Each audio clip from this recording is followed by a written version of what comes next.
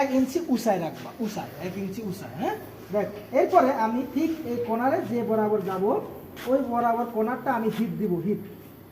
এই যে hit hit দিতেছি, দেখছো? এই যে হিট হিট হয়ে গেলে দেখবা যে পানির মতো নড়াচড়া করবে। হ্যাঁ, এই দেখো অনেকক্ষণ ধরে হিট দিব। হ্যাঁ, এই যে হিট দেওয়ার পরে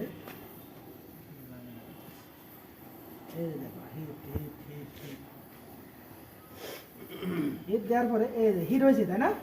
হিট হইলে তুমি এই হাতে জাস্ট আস্তে করে একটু বাইরে নিয়ে গিয়ে চাপ দিও, এই দাগ বরাবর।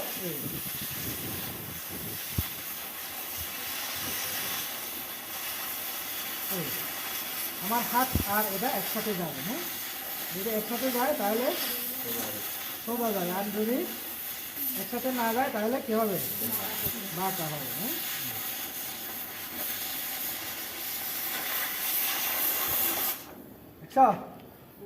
তাহলে কি হয়েছে? এটা এইভাবে 1 সেন্টি কেটে ফেলা দিতে হবে, আর ওই টুকরোটা নিয়ে পরীক্ষার বাই বাই বাই বাই যেতে হবে। ক্লিয়ার? বাই বাই দেখাইতে। এবার দেখো পরের জন যদি আসো তাহলে প্রি হিটিং করার দরকার আছে? কেন নাই? কারণ প্রথম জন অলরেডি হিট করে গেছে। ঠিক আছে, এবার দেখো আমি তো এটা একসাথে নিয়ে গেছি, তাই না? এভাবে এখন দেখো এক জায়গা থেকে কেটে দেখাই। হ্যাঁ, দেখো আমি অনেকক্ষণ ধরে হিট দিলাম, হিট দেওয়ার পরে আমি গাড়ি চাপ দিলাম।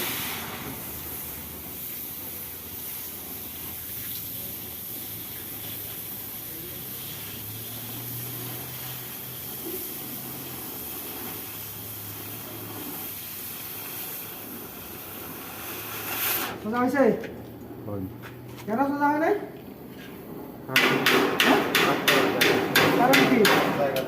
আমি এক জায়গা থেকে করছি। এখন তোমাদের করতে হবে কিরকম? জাস্ট এই দেখো ধরে হিট চাপ, সোজা আমার এই হাত আর তোমার এটা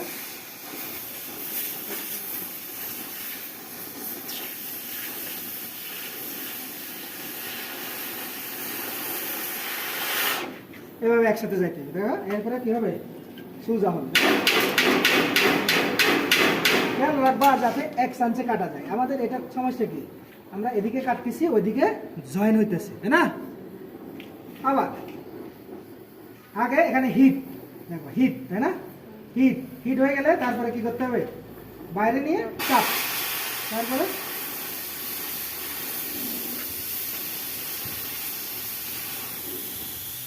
এবার চাপ, ফুল চাপ দিতে হবে।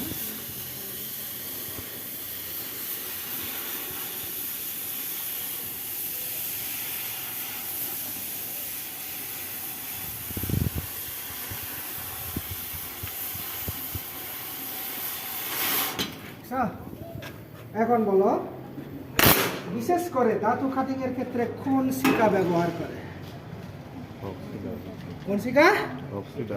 অক্সিডাইজিং শিকা। এই অক্সিডাইজিং শিকার মাধ্যমে